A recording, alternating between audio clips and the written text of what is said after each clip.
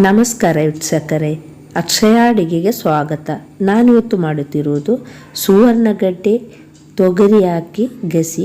ತುಂಬ ಟೇಸ್ಟಾಗಿರ್ತದೆ. ತುಂಬ ಸಿಂಪಲ್ಲಾಗಿ ದಿಢೀರಾಗಿ ಮಾಡಿಕೊಳ್ಬಹುದು, ಕಡಿಮೆ ಸಮಯದಲ್ಲಿ ಮಾಡಿಕೊಳ್ಬಹುದು.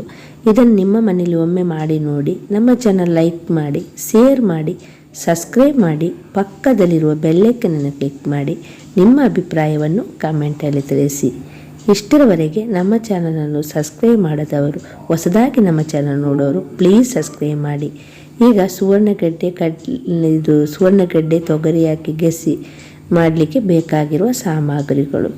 ಇದನ್ನು ಫುಲ್ಲು ವಿಡಿಯೋವನ್ನು ನೋಡಿ. ನಾನಿವತ್ತು ತೊಗರಿ ತಗೊಂಡಿದ್ದೇನೆ, ಕಪ್ಪು ತೊಗರಿದು. ಇದನ್ನು ಗಸಿ ಮಾಡುವ ಅಂತೇಳಿ ಇದ್ದೇನೆ. ಅದಕ್ಕೆ ಕಪ್ಪು ತೊಗರಿ ಇದನ್ನು 1 ಕಪ್ ಆಗುವಷ್ಟು ತಗೊಂಡಿದ್ದೇನೆ. ನೆನೆಯಲಿಕ್ಕೆ ಹಾಕಿಟ್ಟಿದ್ದೇನೆ. ಒಳ್ಳೆ ನೆನೆದಿದೆ ನೋಡಿ. ಎಳಸಂಡೆದು ಬೀಜ ಅಂತಲೇ ಹೇಳ್ಬೋದು. ಕಪ್ಪು ತೊಗರಿ ಅಂತ ಹೇಳ್ತಾರೆ. ಮತ್ತು ಅದರೊಟ್ಟಿಗೆ ಗಸಿ ಮಾಡಲಿಕ್ಕೆ ನಾನು 1 ಕಪ್ ಆಗುವಷ್ಟು ಸುವರ್ಣಗಡ್ಡೆಯನ್ನು ತಗೊಂಡಿದ್ದೇನೆ. ಕಟ್ಟು ಮಾಡಿ ಇಟ್ಟಿದ್ದೇನೆ, ತೊಳೆದು ಇಟ್ಟಿದ್ದೇನೆ. ಎಣ್ಣೆ, ರುಚಿ ತಕ್ಕ ಉಪ್ಪು, ಸಾಸಿವೆ ಅರ್ಧ ಸ್ಪೂನು ಜೀರಿಗೆ, 1 ಸಣ್ಣ ಸ್ಪೂನ್ ಆದರೆ 1 ಸ್ಪೂನ್ ತಗೊಳ್ಬೋದು ಜೀರಿಗೆ. ಒಗ್ಗರಣೆಗೆ ಮೆಣಸು, ಮತ್ತು ಒಂದು 3 ಎಸಳಾಗುವಷ್ಟು 4 ಎಸಳು ಬೇಕಾದ್ರೆ ತಗೊಳ್ಳೋದು. 4 ಎಸಳಾಗುವಷ್ಟು ಬೆಳ್ಳುಳ್ಳಿಯನ್ನು ಜಜ್ಜಿಟ್ಟಿದ್ದೇನೆ. 1 ನೀರುಳ್ಳಿ, 2 ನೀರುಳ್ಳಿ ತಗೊಂಡಿದ್ದೇನೆ. ಮತ್ತು ಕೊತ್ತಂಬರಿ ಸೊಪ್ಪು, ಕರಿಬೇವು, ಮತ್ತು 1 ಟೊಮೆಟೊ ಜಾಸ್ತಿ ಬೇಕಾದವರು ತಗೊಳ್ಬೋದು, 2. ನಾನು 1 ತಗೊಂಡೆ, ದೊಡ್ಡ ಟೊಮೆಟೊ. ಮತ್ತು 1 ಕಪ್ ಆಗುವಷ್ಟು ಒಂದು ತೆಂಗಿನ ತುರಿ, 1 ತೆಂಗಿನಕಾಯಿ ಅರ್ಧ ಭಾಗದಷ್ಟು ಬೇಕಾದರೂ ತಗೊಳ್ಬೋದು. ಜಾಸ್ತಿ ಗಿಸಿ ಮಾಡಬೇಕು ಅಂತ ಹೇಳುವವರು. ನಾನು 1 ಕಪ್ ಆಗುವಷ್ಟು ತಗೊಂಡಿದ್ದೇನೆ. ಮತ್ತು ಕರಿಮೆಣಸಿ ನೋಡಿ, ಮೆಣಸಿ ನೋಡಿ, ಕರಿಮೆಣಸಿನ ನೋಡಿ, ಮತ್ತು ಅರಸಿ ನೋಡಿ, ಕೊತ್ತಂಬರಿ ನೋಡಿ ತಗೊಂಡಿದ್ದೇನೆ. ಈಗ ಒಂದು ಕುಕ್ಕರ್ ತಗೊಂಡಿದ್ದೇನೆ. ಮತ್ತು ಈಗ ಇದಕ್ಕೆ ತೊಗರಿಯನ್ನು ಹಾಕಿಕೊಳ್ಳಿ. ನೋಡಿ, ಬೇಗ ಆಗ್ತದೆ, ದಿಢೀರಾಗಿ ಮಾಡಿಕೊಳ್ಬೋದು, ತುಂಬ ಕೆಲಸ ಏನಿಲ್ಲ. ನಿಮಗೆ ನೆನೆಯಲಿಕ್ಕೆ ಹಾಕೋದು ಟೈಮ್ ಇಲ್ಲ ಅಂತ ಹೇಳುವವರು ತೊಗರಿಯನ್ನು ಸ್ವಲ್ಪ ಬಿಸಿ ಮಾಡಿ ಹಾಕಿ ಬೇಯಿಸ್ಕೊಳ್ಬೋದು, ಆಗಿಯೂ ಬೇಯ್ತದೆ. ನಾನು ನೆನೆಯಲಿಕ್ಕೆ ಹಾಕಿಟ್ಟಿದ್ದು. ಮತ್ತು ಇದಕ್ಕೆ ಸುವರ್ಣಗಡ್ಡೆಯನ್ನು ಹಾಕಿಕೊಳ್ಳಿ.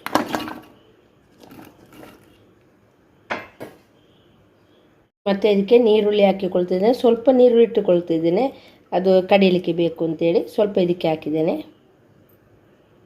ಮತ್ತು ಇದಕ್ಕೆ ರುಚಿಗೆ ತಕ್ಕ ಉಪ್ಪು ಹಾಕಿಕೊಳ್ಳಿ. ಮತ್ತು ಬೇಕಾದರೆ ರುಚಿ ನೋಡಿ ಹಾಕಿಕೊಳ್ಬೋದು. ಈಗ ರುಚಿಗೆ ತಕ್ಕ ಉಪ್ಪು ಹಾಕಿಕೊಳ್ಳಿ. ಮತ್ತು ಇದರೊಟ್ಟಿಗೆ ಟೊಮೆಟೊವನ್ನು ಹಾಕಿಕೊಳ್ಳಿ, ಒಟ್ಟಿಗೆ ಬೇಯಲಿ ಅಂತೇಳಿ. ಸಿಂಪಲಾಗಿ ದಿಢೀರಾಗಿ ಆಗ್ತದೆ ಇದು. ನಾನು ತುಂಬ ಏನದು ಸಾಮಗ್ರಿಗಳು ತಗೊಳ್ಳಿಲ್ಲ, ಬೇಗ ಆಗುವ ಹಾಗೆ ನಾನು ಮಾಡಿಕೊಳ್ತಿದ್ದೇನೆ. ಇದಕ್ಕೆ ಈಗ ನೀರು ಹಾಕಿಕೊಳ್ಬೇಕು. ಸುವರ್ಣಗಡ್ಡೆ ತೊಗರಿ ಎಲ್ಲ ಮುಳುಗುವಷ್ಟು ನೀರು ಹಾಕಿಕೊಳ್ಳಿ. ಈಗ ಇದಕ್ಕೆ ಇನ್ನೂ ಸ್ವಲ್ಪ ನೀರು ಹಾಕಿಕೊಳ್ತಿದ್ದೇನೆ, ಸಾಕು. ಒಟ್ಟಿಗೆ ಬೇಯಬೇಕು ಇದು. ಒಮ್ಮೆ ಮಿಕ್ಸ್ ಮಾಡಿಕೊಳ್ಳಿ.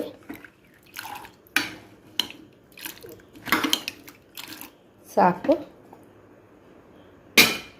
ಮತ್ತು ಇದನ್ನು ಮುಚ್ಚಿಟ್ಟು ಬೇಯಿಸ್ಕೊಳ್ಬೇಕು. ಈಗ ಬೇಯಲಿ, ಸುವರ್ಣಗಡ್ಡೆ ಮತ್ತು ತೊಗರಿ ಎಲ್ಲ ಬೇಯುವವರೆಗೆ ಬೇಯಿಸ್ಕೊಳ್ಳಿ. ಈಗ ಒಂದು ಬಾಣ ತಗೊಂಡಿದ್ದೇನೆ. ಇದರಲ್ಲಿ ಸ್ವಲ್ಪ ತೆಂಗಿನಕಾಯಿ ಉರಿಯುವ ಅಂತೇಳಿ. ಈಗ ಬಾಣಲಿಗೆ ತೆಂಗಿನಕಾಯಿಯನ್ನು ಹಾಕಿಕೊಳ್ಳಿ, ಸಣ್ಣ ಉರಿಯಲ್ಲಿಟ್ಟುಕೊಳ್ಳಿ. ತೆಂಗಿನಕಾಯಿ ಹಾಕಿದ ಮೇಲೆ ಸ್ವಲ್ಪ ಕರಿಬೇವು ಹಾಕಿಕೊಳ್ಳಿ. ಸ್ವಲ್ಪ ತೆಗೆದಿಡ್ತಿದ್ದೇನೆ, ಮತ್ತೆಗೆ ಬೇಕು ಅಂತೇಳಿ. ಮತ್ತು ಜೀರಿಗೆ ಹಾಕಿಕೊಳ್ಳಿ. ಮತ್ತು ಇದು ಉಳಿದಿದ್ದ ನೀರುಳ್ಳಿ ಹಾಕಿಕೊಳ್ಳಿ. 1 ನೀರುಳ್ಳಿ ಗಸಿಗೆ ಕಟ್ಟು ಮಾಡಿ ಹಾಕಿದ್ದೇನೆ, ಇನ್ನೊಂದು ನೀರುಳ್ಳಿ ಇದಕ್ಕೆ ಹಾಕಿಕೊಳ್ತಿದ್ದೇನೆ ಉರಿಯಲಿಕ್ಕೆ ಅಂತೇಳಿ. ತೆಂಗಿನಕಾಯಿ ಒಟ್ಟಿಗೆ ಅರ್ಧ ಬೇಕಾದವರು ಅರ್ಧವೇ ತಗೊಳ್ಬೋದು. ನಾನು ಸಣ್ಣದಾದ ಕಾರಣ 1 ತಗೊಂಡಿದ್ದೇನೆ. ಮತ್ತು ಸ್ವಲ್ಪ ಎಣ್ಣೆ ಹಾಕಿಕೊಳ್ಳಿ. ಹಾಕಿದ ಮೇಲೆ ಒಳ್ಳೆ ಉರಿಬೇಕು. ಸ್ವಲ್ಪ ನೀರುಳ್ಳಿ ಮತ್ತು ತೆಂಗಿನಕಾಯಿ ಇದೆಲ್ಲ ಸ್ವಲ್ಪ ಕಲರ್ ಚೇಂಜ್ ಆಗುವವರೆಗೆ ಉರಿಬೇಕು.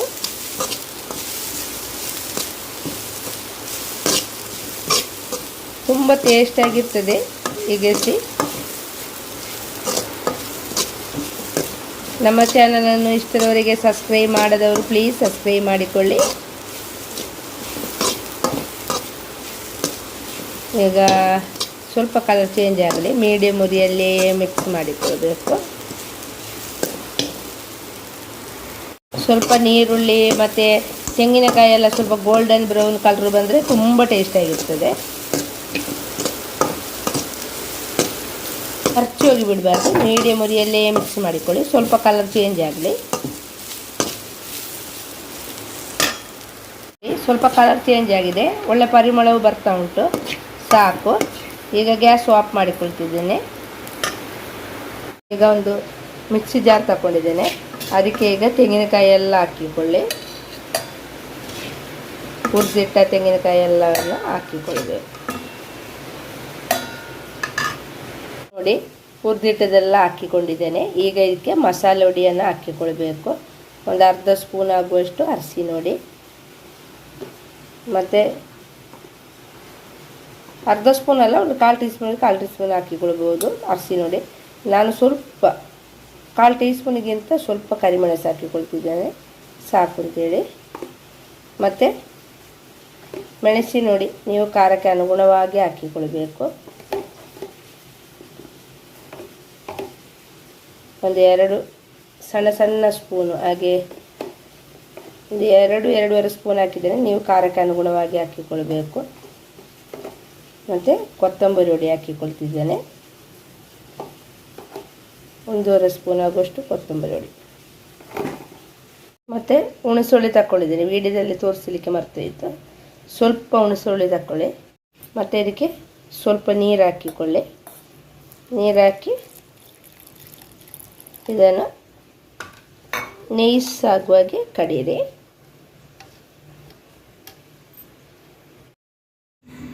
ಈಗ ಸುವರ್ಣಗಡ್ಡೆ ತೊಗರಿ ಎಲ್ಲ ಬೆಂದಿದೆ, ಇನ್ನು ಮಸಾಲೆ ಮಿಕ್ಸ್ ಮಾಡಿದರೆ ಆಯಿತು. ಮಸಾಲೆ ರೆಡಿಯಾಗಿದೆ.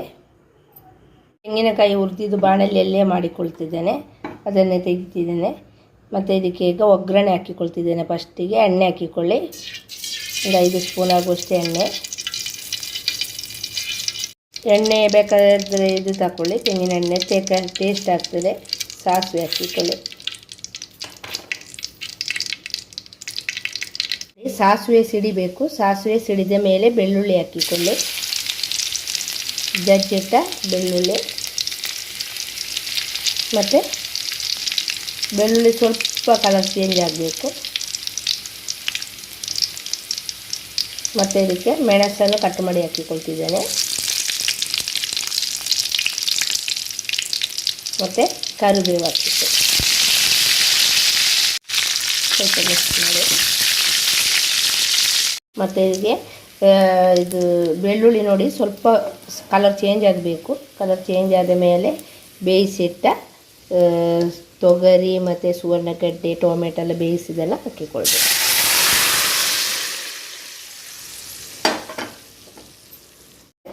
ಕಡ್ದಿಟ್ಟ ಮಸಾಲೆ ಹಾಕಿಕೊಳ್ಳಿ.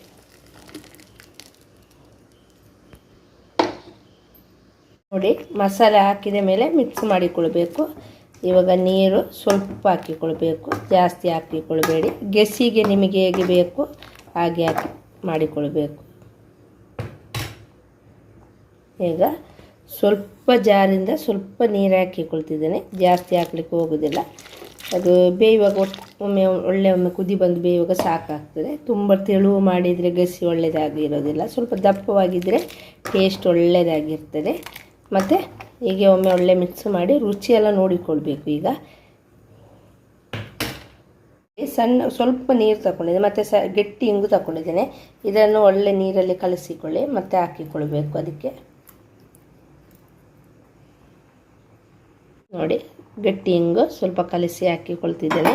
ನಿಮಗೆ ಒಡಿ ಹಿಂಗಿದ್ರೆ ಒಗ್ಗರಣೆ ಹಾಕುವಾಗಲೂ ಹಾಕಿಕೊಳ್ಬೋದು, ಇಲ್ಲ ಈಗಲೂ ಬೇಕಾದರೆ ಒಡಿ ಹಿಂಗಾದರೂ ಹಾಕಿಕೊಳ್ಬೋದು. ಗಟ್ಟಿ ಹಿಂಗಾದ ಕಾರಣ ಸ್ವಲ್ಪ ನೀರಲ್ಲಿ ಹಾಕಿ ಕಲಸಿ ಹಾಕಿಕೊಳ್ಳೋದು. ಮತ್ತು ಒಳ್ಳೆ ಮಿಕ್ಸ್ ಮಾಡಿ ರುಚಿ ನೋಡಿ ಉಪ್ಪು ಬೇಕಾದರೆ ಹಾಕಿಕೊಳ್ಳಿ. ಈಗ ರುಚಿ ನೋಡಿ ಉಪ್ಪು ಹಾಕಿಕೊಳ್ತಿದ್ದೇನೆ.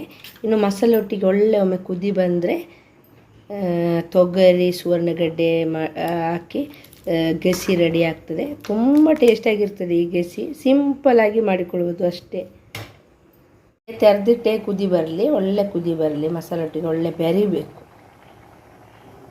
ಮಸಾಲೊಟ್ಟಿಗೆ ಬೆರೆಯಲ್ಲಿ ಒಳ್ಳೆ ಕುದಿ ಬರಲಿ. ನಿಮಗೆ ಸಾರು ಟೈಪ್ ಬೇಕು ಅಂತೇಳೋರು ತೆಳು ಮಾಡಿಕೊಳ್ಬೋದು. ಇಲ್ಲ ದಪ್ಪ ಬೇಕು ಗಸಿ ಟೈಪ್ ಅಂತ ಹೇಳಿದ್ರೆ ಗಸಿ ಟೈಪು ಆಗ್ತದೆ. ಈಗ ಒಳ್ಳೆ ಮಸಾಲೊಟ್ಟಿಗೆ ಬೆರೆದು ಕುದಿ ಬರಲಿ. ನೋಡಿ ಒಳ್ಳೆ ಕುದಿ ಬರ್ತಾ ಉಂಟು. ಮಸಾಲೆ ಎಲ್ಲ ಬೆರೆತಿದೆ ನೋಡಿ. ಒಳ್ಳೆ ಪರಿಮಳವು ಬರ್ತಾ ಉಂಟು. ತೆಂಗಿನಕಾಯಿ ಎಲ್ಲ ಹುರಿದು ಗೆಸಿ ಮಾಡಿದ ಕಾರಣ ತುಂಬ ಟೇಸ್ಟಾಗಿರ್ತದೆ ಇದು. ಇದಕ್ಕೆ ನಾನು ಸ್ವಲ್ಪ ಕೊತ್ತಂಬರಿ ಸೊಪ್ಪನ್ನು ಹಾಕಿಕೊಳ್ತಿದ್ದೇನೆ. ಕೊತ್ತಂಬರಿ ಸೊಪ್ಪನ್ನು ಕೊತ್ತಂಬರಿ ಸೊಪ್ಪು ಹಾಕಿ ಇನ್ನೂ ದಪ್ಪ ಬೇಕು ಹೇಳುವವರು ಇನ್ನೂ ದಪ್ಪ ಮಾಡಿಕೊಳ್ಬೋದು. ಹೀಗೆ ತೆರೆದಿಟ್ಟು ಒಳ್ಳೆ ಕುದಿ ಬಂದರೆ ದಪ್ಪ ಆಗ್ತದೆ. ಇದು ತಣ್ಣಗಾಗುವ ಇನ್ನೂ ದಪ್ಪ ಆಗ್ತದೆ. ಒಳ್ಳೆ ಗಸಿ ಟೈಪೇ ಆಗಿದೆ ನೋಡಿ, ಸೂಪರಾಗಿ ಬಂದಿದೆ.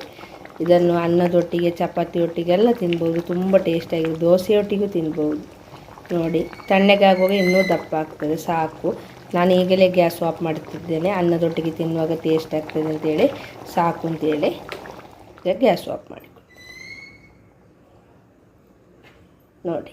ಈಗ ಸ್ವಲ್ಪ ತಣ್ಣಗಾದ ಮೇಲೆ ಸರ್ವಿಂಗ್ ಪ್ಲೇಟಿಗೆ ಹಾಕಿಕೊಳ್ತಿದ್ದೇನೆ ನೋಡಿ.